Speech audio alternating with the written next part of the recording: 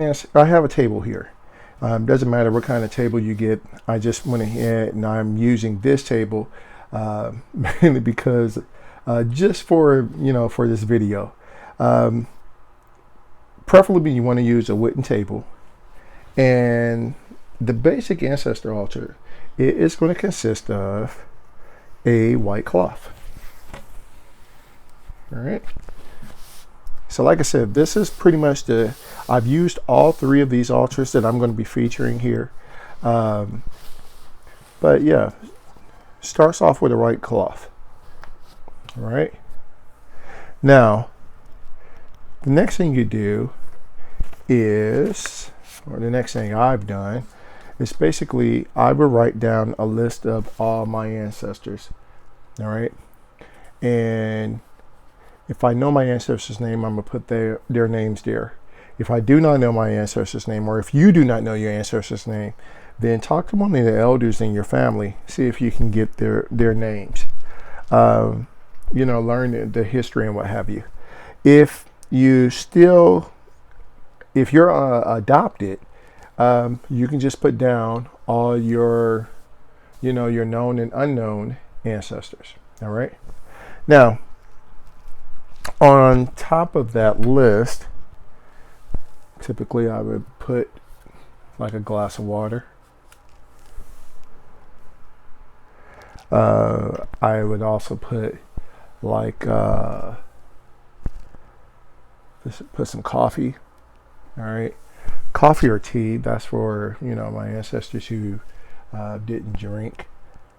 For my ancestors that did drink, I'll put down some rum or some whiskey or so.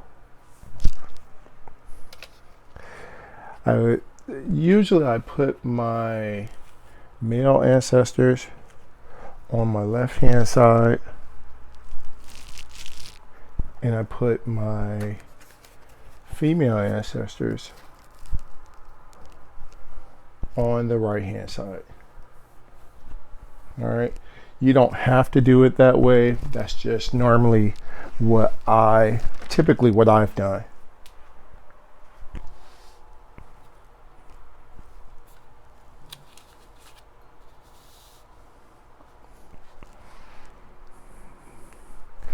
Next, I put down, if my ancestors smoked, I put down, their favorite cigarettes, or, my ancestors, they smoke cigars. A couple of my ancestors, they smoke pipe tobacco. So yeah, I put that down, that pipe tobacco. And normally I put down a ashtray, and I also put down a tea candle.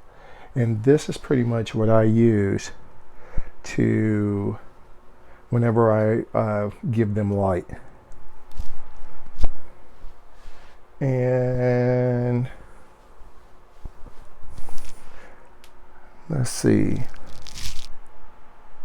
That is, for the most part, pretty much it. All right.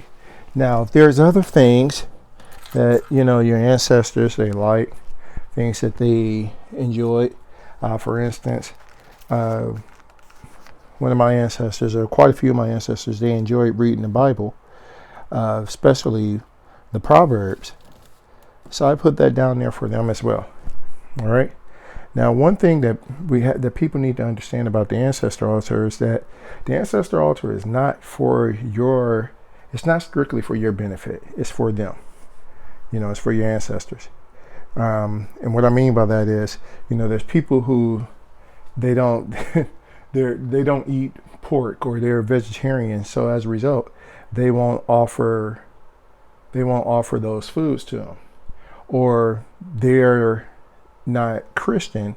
So because they're not Christian, they don't want to put a Bible on the ancestor altar, or they don't want to say scriptures or any of that. And that's not your call. All right. You're supposed to be honoring your ancestors. And if that's what those were the things that they used in their lifetime to help them become who they became, in order for them to play the role that they played in your life, then you have to honor them. You have to respect that. All right. And I know that's kind of a hard pill for a lot of us to swallow, because we have thrown out, because of the distaste that we've had for, for Christianity, or any organized religion for that matter. A lot of us have just thrown out the bathwater with the baby included. And, I know that for a fact because that's what I've done.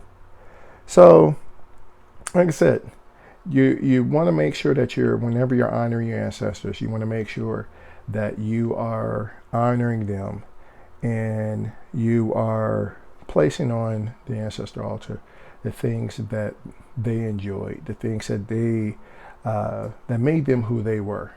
All right.